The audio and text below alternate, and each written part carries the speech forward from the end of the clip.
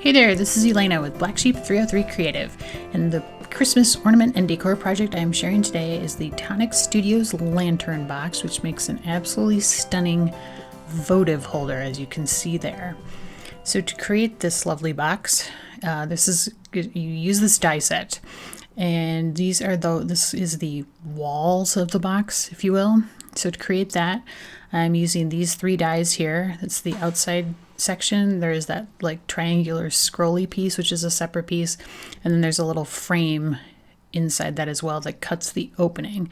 And you do need 5 of these if you're going to make the hexagon size, which is what I'm doing here. So you take the hexagonal base and cut one of those. You can also make a square box, as you see there on inside the hexagon is a square that you can use alternately if you want. And then to cut the little decorative panels in the walls, this piece comes with, it is a star with a candle in it, and you actually need the little frame that you see there as well as the decorative panel to cut those pieces. And so I cut out 5 of those. Now I wanted to dress these up a little bit and give them some color so that during the day they would be kind of festive looking. So I decided to use my Gansai Tombi Starry Colors watercolor palette. This is basically a watercolor palette of 6 different shades of gold. I used this palette in day 1 of my 2016 Christmas card series on the white poinsettia card, but there I was using it on white cardstock, and I did want to show you how it works on black cardstock because it's amazing. So right there I am coloring the candle with white gold, and now I'm going to be using the red gold to highlight the star. I'm purposely using sort of colors that contrast with each other so that the different elements of this decorative die become more visible. I think when it's just all kind of one color, the elements tend to get a little bit lost. So I was trying to really highlight that star and highlight the candle portion of this little decorative panel. So the red gold is what I'm using on the star, as I mentioned, and it really, really, really stands out against the black. Like, it's amazing. These metallics, I don't know, they just completely, like, I don't know if they're opaque or what, but they work really, really well on black cardstock. They are super, super metallic-y, very, very shiny, just really, really pretty.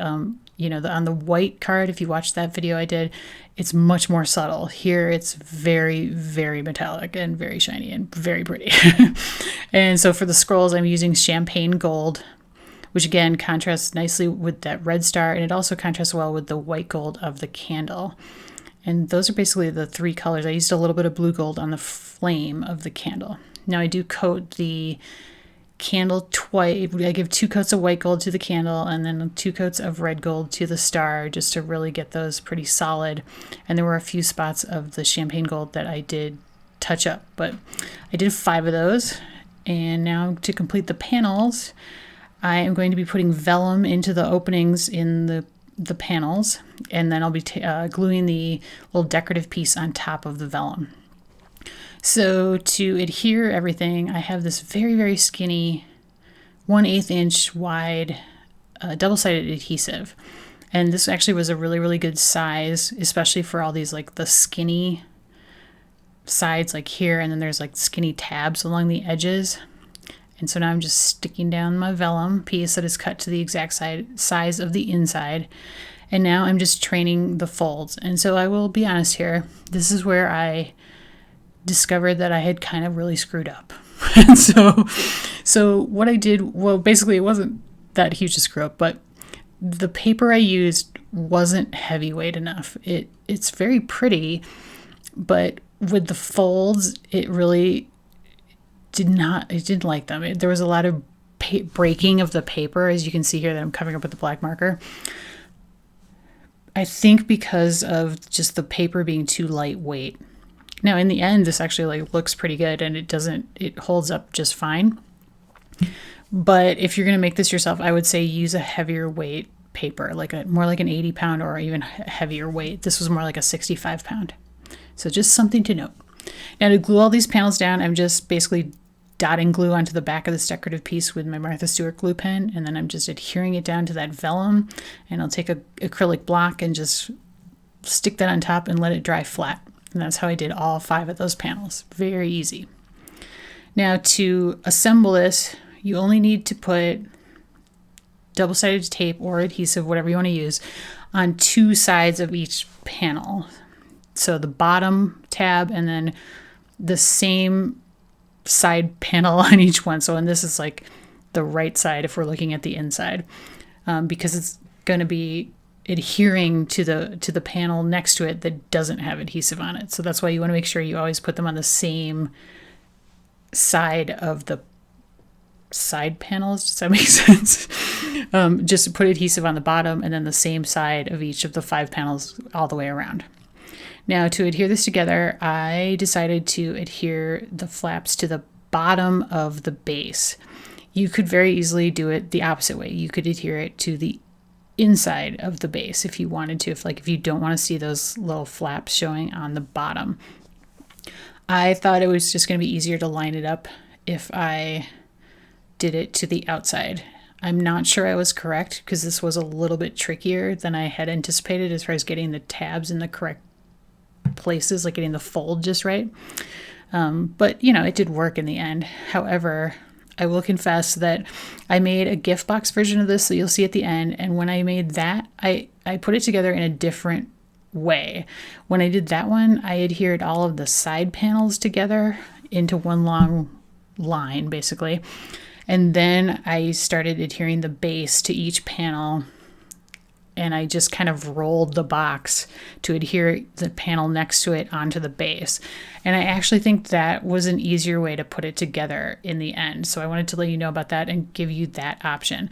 Certainly this works. It's not difficult to do either, but it was a little bit tricky getting those flaps to be just correctly folded onto the base. Like here, I kind of screwed it up, so I have to put more tape on to fix it. I don't know if that's just because it's black on black or what my problem was, but I did struggle with that a little bit. So I wanted to let you know about the other method that you could use instead to get this all put together. But it's not difficult to do. It's fairly self-explanatory. You don't need any real directions to do this. It's pretty obvious how it all goes together. So not tricky at all is in terms of figuring out how the pieces line up. And so there you can see basically that box is constructed now. Now to close up the top, I will be using some ribbon. Now here I'm just covering up all the cracks in the paper with a black marker. And so you just run the ribbon for the top right through those holes in the upper flaps that are cut with the die. And you can either tie it in a knot or tie it in a bow, and they're fairly large openings, so you can use some pretty wide ribbon. This is 7/8 inch wide organza ribbon, and that fit no problem at all. Anything wider than that I'm not sure would fit, but it is probably about an inch opening, so pretty nice. And so you can have a wide variety of items that you could use to close that box. Now inside you can see I have an LED light. Obviously, if you're going to use it as a votive, you're going to want an electric light, not a regular one, because it would be a fire hazard given that it's made out of paper. I did want to show you this white one that I made also. I thought this could be really pretty for a wedding. You could also use it as a wedding favor box if you didn't want to use it as a votive. And here is the gift box version of this that I put together. And for this was really easy. I just cut the panels. I didn't do any of the decorative scrolly cuts. Those are separate dies, so I just pulled those out and just cut the outside panels and adhere them together, and that was as easy as it could be. Now, I couldn't resist showing you a lit up look at the votives. I just love them. I think they're so pretty.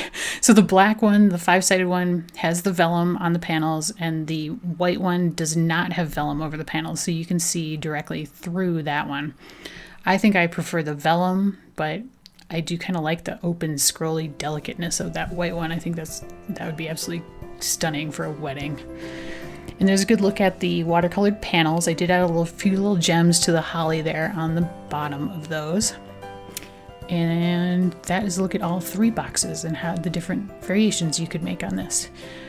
So thank you so much for watching. Hopefully I've given you some ideas about ways to make some really, really pretty votives, maybe for your mantle or gift boxes. Who knows? There's all kinds of ways you could use this fabulous die set. As always, you can find a supply list for this project below in the video description as well as on my blog. If you like this video, please give me a thumbs up, or hey, even better, subscribe to my channel. Thank you so much and happy holidays.